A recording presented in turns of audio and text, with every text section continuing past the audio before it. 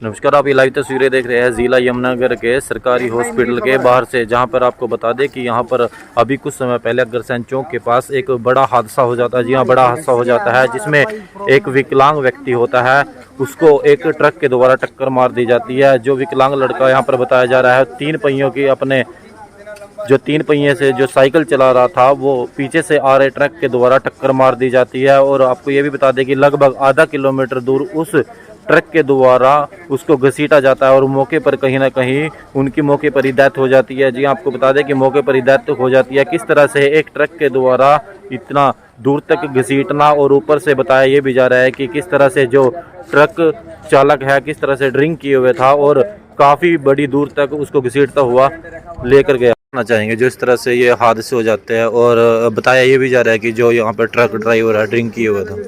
ऐसी स्थिति में तो सही पूछिए तो जो पीड़ा अगर परिवार की कहें तो बोलने के लिए शब्द नहीं रहते हैं ऐसे। लेकिन फिर भी कहना चाहूँगा कि जिस प्रकार से विकलांग पुत्र अपनी माँ की जीविका के लिए परदेश की जीवन यापन कर रहा, एक वनवास इसको हम कह सकते हैं कि अपने माँ बाप को छोड़कर खुद विकलांग और परदेश में आकर दो पैसे जो रोजमर्रे से कमाता था अपनी माँ को उसके भरण पोषण के लिए भेज रहा था, और वो बच्चा को आज दुनिया से छोड़ के चला गया। ये कहिए कि जिस प्रकार से ट्रक वाले ने हाफ किलोमीटर रगड़ता उसे ले गया है, जिस तरह से उसकी भयानक जो मौत दी गई है, इसके संदर्भ में कहता हूँ कि जिस उस जाहिल को कहता हूँ मैं कि जिस तरह से उन्हें ड्रिंकिंग कर रखी थी, उसकी बोलने की अवस्था नहीं है। अभी पुलिस कस्टडी के अंदर है। वो हो सकता है पीछे कहीं और से भी एक्सीडेंट करके आया हो, जिस प्रकार से वो भागने का प्रयास कर रहा है। गाड़ी नंबर उसका है क्या? गाड़ी नंबर नोट किया गया? जी जी।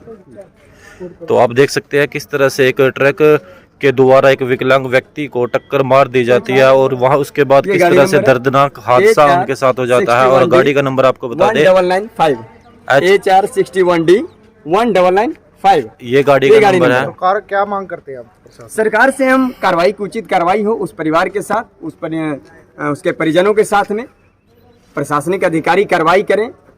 एक्सीडेंटल जो उनके साथ जो एपिसोड हुआ, जिस हिसाब से उसने अपना एक ड्रिंक करने के अंदर ओवर ड्रिंक कह सकते हैं, ड्रिंक नहीं इसको ओवर ड्रिंक करते, वो खड़े होने की स्थिति में नहीं है। जब उसे ले जाया गया वहाँ से कस्टडी के अंदर, बोलने की अवस्था में नहीं है। आयोग से मेरी बात हुई है, उन्होंने कहा कि उचित कार्रवाई होगी। अब बाकी डिपेंड होता है आयोग पर कि वो क्या कार्रवाई कर रहा है। तो एक आप संस्था से भी जुड़े हुए हैं जी, तो आप लोगों के द्वारा क्या सहायता की जाती है? जी, मैं श्री मानव सेवा समिति ट्रस्ट का फाउंडर हूं, और मेरा निरंतर ये प्रयास रहा है कि प्रवासी मजदूरों के साथ कोई इस प्रकार की घटनाएं होती हैं तो चाहे उनके पार्थिव शरीर को उनको घर भेजना हो या उनका संस्कार करना हो या हमसे कोई आर्थिक मदद हो सके, जितना हमसे होता है, जो हमसे संभव हो सकता है हमने किया है। और इस परिवार के साथ भी हम तन मन धन के साथ खड़े हैं, और जो हमसे हो सके पूरा इनके साथ हम खड़े हैं और दिल से इनका हम सहयोग करेंगे। सर, जैसे प्रवासी मजदूर है, आप उनकी आवाज़ बनते हो, पहले भी देखा गया आप उनकी आवाज़ बनते हो और आपकी संस्था लगातार उनकी मदद के लिए आगे आती है।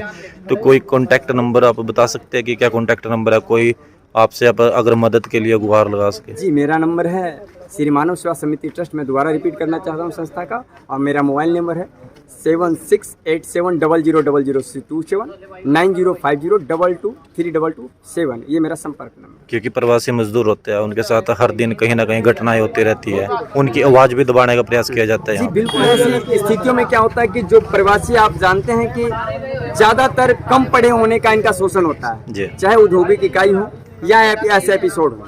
यहाँ अगर इनका शोषण होता है तो कहीं ना कहीं जानकारियाँ ना या सपोर्ट ना रहने के कारण दो ही चीज़ें होती है। तो सपोर्ट के लिए तो हम नहीं कहते, हमसे जो हो सकता है वो हम इनके साथ करते हैं, और मैंने कहता हूँ कि मैं इनका हूँ, ये हमारी ताकत है, हम इनके लिए करें, हमारा सौभाग्य कि इनके लिए हम कुछ कर पाते हैं। तो जयप्रकाश जी, यहाँ अपना प्रशासन से क्या अपील करते हैं? जो इस तरह प्रशासन से अपील करते हैं कि उस विकलांग परिवार के साथ, उस वृद्ध माँ के साथ जो पुत्र अपना खो चुकी है, उनके साथ उचित कार्रवाई हो, उसे अपराध को उसे सजा दिया जाए। और बाकी रह जाते कई चीज़ें हैं, क्लेम कंपनियां हैं, इंश्योरेंस कंपनियां हैं, जो एक लंबा प्रोसेस है, वो तो कागजी कानूनी कार्रवाइयाँ जो आगे चलती रहेगी। लेकिन फिलहाल है कि इस परिवार के साथ कौन सपोर्ट में खड़ा होता है, ये मैटर है ना, कि उस परिवार के साथ कौन खड़ा होता है, ये मैटर करता है। उसके माँ के साथ कौन खड़ा होगा? 3 पहिए से कमाने के लिए आ गया, मैं भी विकलांग हूँ। 3 पहिया अपनी माँ के लिए कमाने आया हो, ठीक है? तो माँ के लिए कमाने आया तो उसके लिए तो कुछ करना चाहिए सरकार को।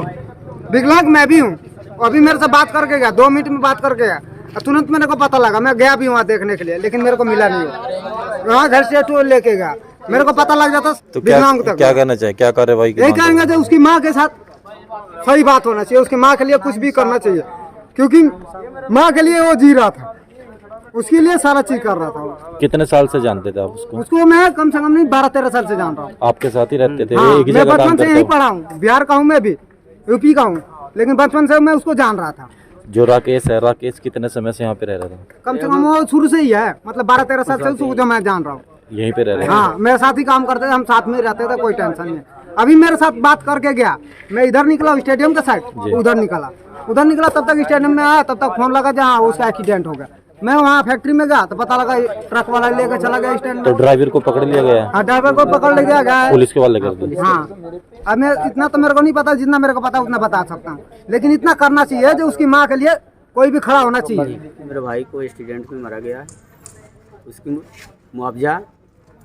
किस समय की घटना है और कैसे हुआ जी? ये हुआ 5 बजे करीब हुआ। राकेश कुमार साल विकलांग थे।